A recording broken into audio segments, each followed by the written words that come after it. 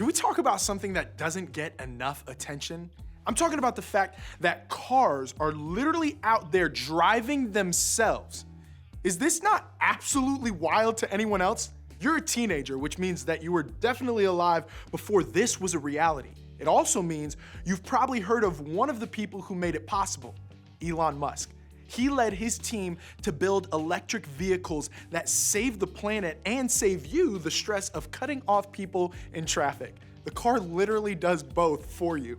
Actually, I have a friend who has a story about it. Check it out. I first experienced a self-driving car when my wife decided to rent me a Tesla Model X for my birthday. I'm still not really sure why she rented it instead of buying it for me, but I'm gonna get through it. It'll be okay. Well, anyways, I get behind the wheel of this self-driving car and we go down the side streets, get onto the freeway, and as soon as we get onto the freeway, I know it's go time. I press the button to activate Autopilot, let my hands off of the wheel, and this thing takes off. I mean, it was driving itself. Like it was taking curves and switching lanes and doing all sorts of things all on its own. I mean, I was sitting behind the wheel watching all of this happen and I was like blown away. I was excited, but I was also terrified. I mean, if I have to be honest, I was kind of on the verge of peeing my pants. Like this was insane. This car was driving itself. Now, if you've never experienced Autopilot, I mean, you still know what I'm talking about. You get this. There are videos all over YouTube about this exact experience, but what I got to experience, whew, it was unbelievable. Okay, so this autopilot thing, this is happening with more than just cars. Every year, more of life goes on autopilot. See? Every day, tasks and activities can be done for us automatically by AI, machines, or even robots. It sounds like science fiction, but you already know how real it is. Bakeries are being replaced by cupcake vending machines. Complicated banking is replaced by autopay, and grocery shopping, or really any shopping, has been replaced by Amazon Prime and Instacart. And this idea of outsourcing everyday tasks in our lives seems convenient. But what happens when we start living our whole lives on autopilot? We go through the motions. We wake up, get to our classes, do our homework, make it through practice, hit the bed at night, and do it all over again the next day. Yes, there are moments of excitement along the way, like when we go to an event or spend time with our crush, or level up on our favorite video game. But for the most part, we're coasting. We're watching the world happen through the windshield of our lives on autopilot. And if we do this, things can get dark pretty quickly. Here's what I mean. Living on autopilot can eventually cause us to feel down. Because if we're honest, a lot is going on in the world that's not great. And when we're on autopilot, that's all we see. Bad news pops up as we scroll. People at school tend to talk about tough or controversial topics more than anything, and drama gets most of the attention from our friends. It feels like we're constantly reminded of how bad life is for other people in broken situations. Soon, it begins to feel like that's all there is. Others of us may not struggle with what I just described, but even though our outlook might be a little more positive, we still feel like we go through the motions. Our routine, friend groups, the walls of our high school, they just seem so blah.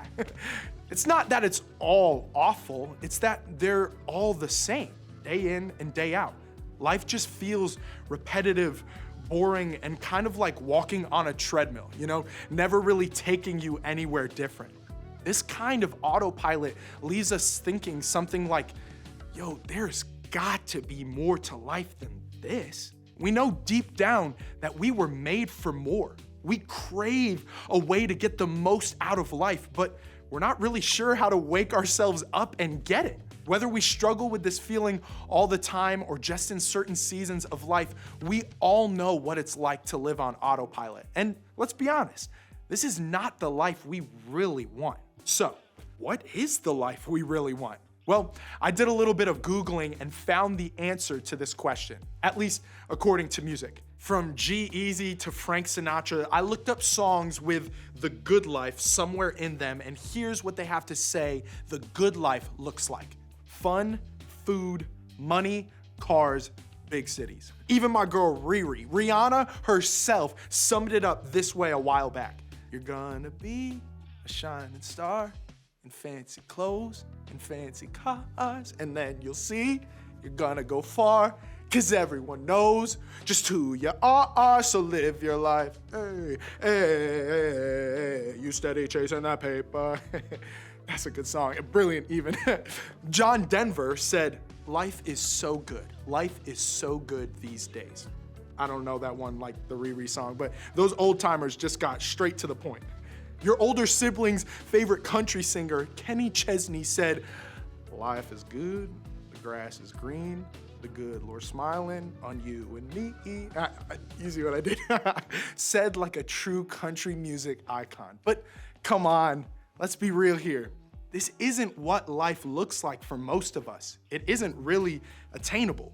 We also know plenty of people who've achieved this version of the good life and still seem miserable. They may be rich and famous, but in a way, they're living with that same sense of autopilot as the rest of us. So if this is the best way that's out there, then we must be looking for something different. Deep down, we're looking for a different kind of good life. How in the world can we find it?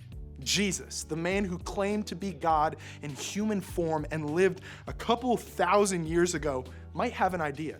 Jesus said a lot of things during his years of teaching, but there's one statement that speaks directly to what we're talking about today. His friend John thought it was so important that he included it in his biography of the life of Jesus, which we now call the book of John in the Bible.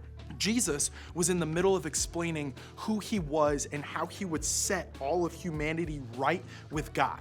Here's what he said. The thief comes only to steal and kill and destroy. I have come that they may have life and have it to the full. Jesus says there is a way of life out there that only leads to hurt, pain, and sadness, but I'm here to show you how to live the good life. I can show you how to get the most out of this life that you have.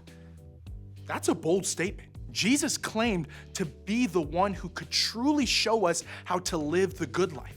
Years later, a guy named Paul, one of the most influential Christian leaders in history, explained a little more about what Jesus meant when he said this. In Paul's letter to Christians in Galatia, he lays out what it means to follow Jesus and experience all that he came to earth to make possible. Before he gets there, Paul tells us what comes naturally to us as human beings, kind of like what life can start to look like lived on autopilot.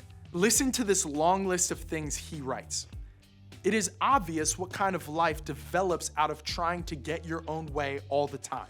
Repetitive, loveless, cheap sex, a stinking accumulation of mental and emotional garbage, frenzied and joyless grabs for happiness, trinket gods, magic show religion, paranoid loneliness, cutthroat competition, all-consuming yet never satisfied wants, a brutal temper, and impotence to love or be loved, divided homes and divided lives, small-minded and lopsided pursuits, the vicious habit of depersonalizing everyone into a rival, uncontrolled and uncontrollable addiction, ugly parodies of community. I could go on. Yikes. Subtlety was clearly not Paul's strong suit. And I don't know about you, but when I think about the kind of future I want, it does not look like this. Not to throw shade, but Paul's list doesn't sound like the good life at all. In fact, it sounds a lot like the kind of life we can easily fall into on autopilot. So, what's the alternative? What is the good life? Paul tells us in the next verse, but the fruit of the Spirit is love, joy, peace, forbearance or patience, kindness, goodness, faithfulness, gentleness, and self-control. That's more like it. These words characterize Jesus' life on earth. And in fact, when we see these things in ourselves, in others, and in the world around us, we can be sure we are seeing God at work. And isn't that the life we really want? The stuff Paul writes about here, the stuff Jesus demonstrated with his own life, this stuff sounds like the good life. Who doesn't want more love, joy, peace, forbearance, or patience, kindness, goodness, faithfulness, gentleness, and self-control? We want more of these things in ourselves, our relationships, and our world as a whole because they lead to the good life. And the good news is that Paul is very clear about how we get them. He says that they are fruit of the Spirit. The Spirit Paul's talking about is the Holy Spirit, the power that Jesus promised to his followers. This Spirit is the very real presence and power of God. We often talk about God as Father and Son, meaning Jesus, but the Holy Spirit is just as much God as the Father and Son. The Spirit is who lives in us, giving us the power and help to live a life full of the fruit that Paul mentions. Ultimately, the Spirit is helping us to live life more like Jesus because those good things are what his life was full of. God made us to be spiritual beings. The word spirituality has a lot of different meanings these days, but what if there was more to it? There's more to being a Christian than just believing certain things and trying really, really, really hard to do what God says is best. Something supernatural is happening even when we can't see it. That's where the Holy Spirit comes in. Here's another way to think about this. In this series, we're talking about the fruit of the Spirit. They're basically the good things that are a result of staying connected to the Spirit of God. Just like an orange tree produces oranges, God produces characteristics in us when we stay close to God. And this is good news because that's a much better scenario than if it were up to us to produce the characteristics on our own. The orange grows from the orange tree. The orange is evidence that there is life inside of the orange tree. In the same way, when we partner with the Spirit and live our lives in a way that shows the characteristics Paul mentioned, it's proof that the Spirit is alive and working in us. As Christians, the Spirit lives in us at the core of who we are. The Spirit is the power and help of God inside of us, moving us toward a life that is more in line with what Jesus demonstrated in his own life. The Spirit works to make us who we were always meant to be, taking our autopilot lives and making something bigger, something good, something fuller, just like Jesus mentioned. We'll unpack this more in the coming weeks, but for now, this is Paul's big idea about the way to really live the good life. Paul says that what's natural for us is not what's best. Then he says that we can get what we really want in life through our supernatural helper, the Holy Spirit. The Holy Spirit guides you to the good life. The Holy Spirit is a better guide through life than autopilot. The Spirit steers the way, and we partner with the Spirit to experience the good life God has in mind for us. Let's talk about how to make this a reality. There are 2 steps we can start taking this week. First, stop living on autopilot. It's easier to go through the motions and grind through your days, but it's not the best thing for you. Turning off autopilot is all about awareness. It's about paying attention. Where is your life really heading?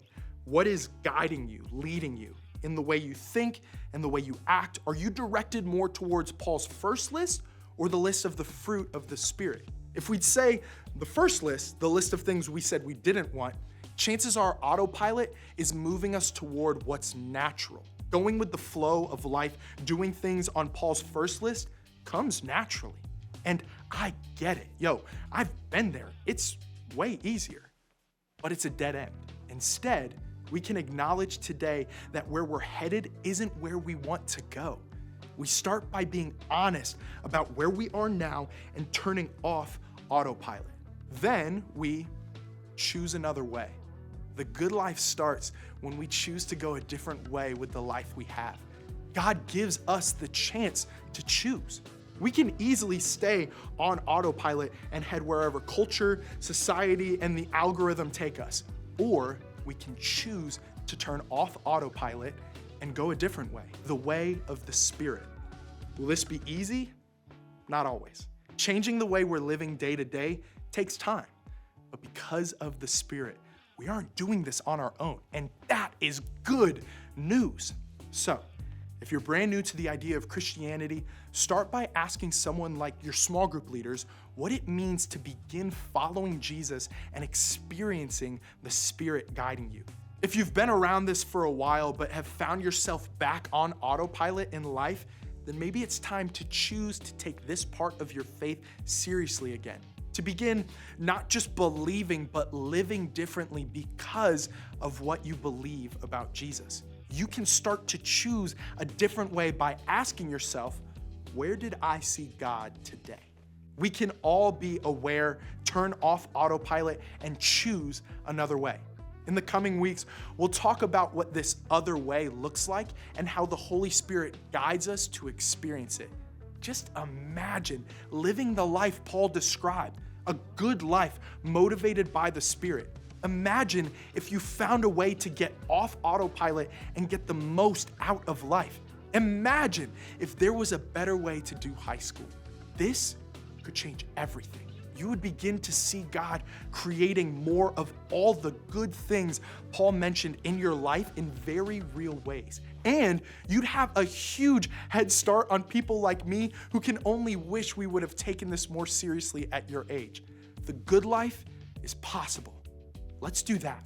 Now is the time to live the good life. When you head to small groups, think about your response to this question. How would you describe a life on autopilot?